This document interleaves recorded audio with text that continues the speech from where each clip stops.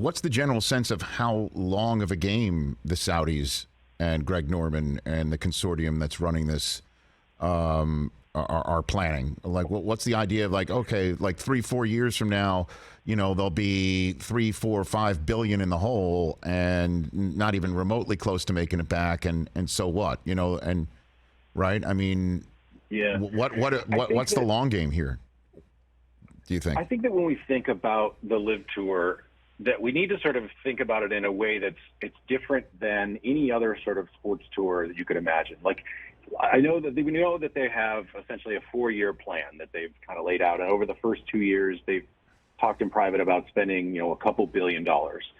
And whether that, you know, to a normal sort of person, a league that essentially makes very little and loses $2 billion would seem to be totally unsustainable.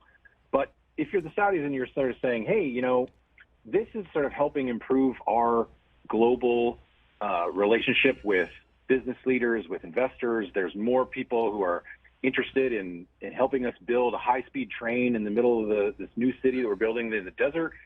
There's no, like, sort of direct exchange of, like, this has to be profitable to them for them to want to keep it going.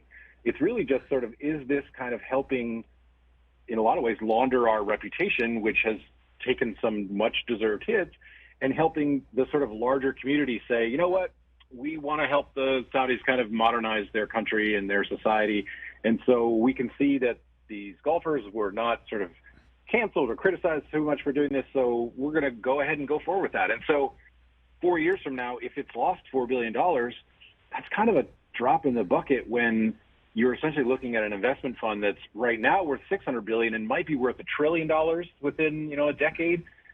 That's a pretty good investment if you're sort of saying to yourself, you know what, Japan or various European countries or China is willing to invest money in us because they feel like it's a beneficial business relationship with them, and they kind of like cozying up and playing golf with Hideki Matsuyama or Henrik Stenson or whatever. And so I don't think there's ever a moment, the LIV people will say differently that, you know, this has to be profitable eventually.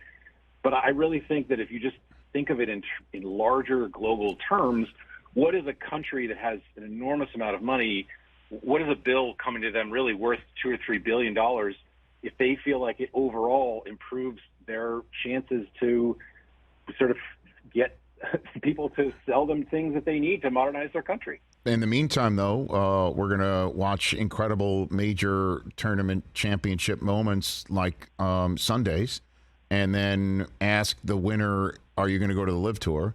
Or 1 year, the winner will make that announcement upon winning. Or 1 year, I'm serious, and then 1 year we'll wind up seeing an actual LIV Tour member already certified winning a major championship. And that will change the calculus and the dynamic every single time. That's the way it's going to go for a while, it looks like, Kevin.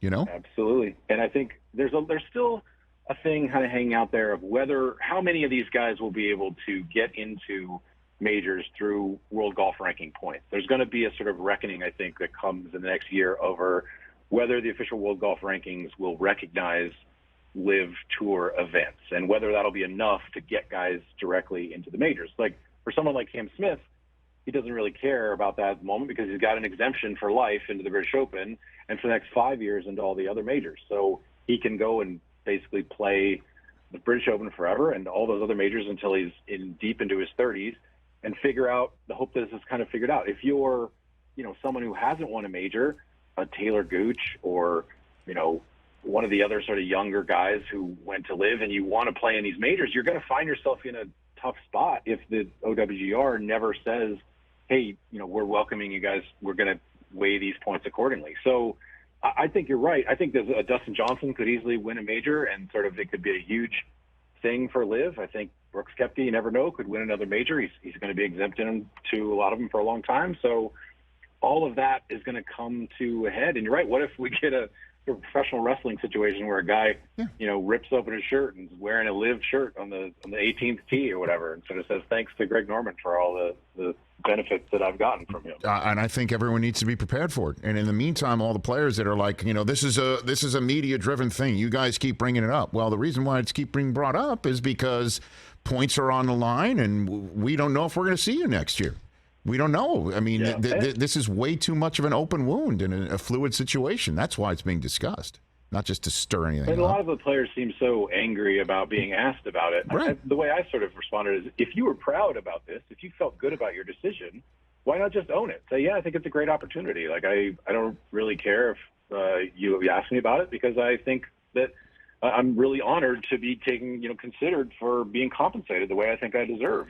But they're really defensive and really angry about a lot of it. And I think it's in part because there is a little level of shame. They know, like, whether it's Phil Mickelson or Ian Poulter or somebody, Brooks Koepka, some of these guys have snapped at reporters about it. They know that what they're doing is kind of goes against what they were previously stood for.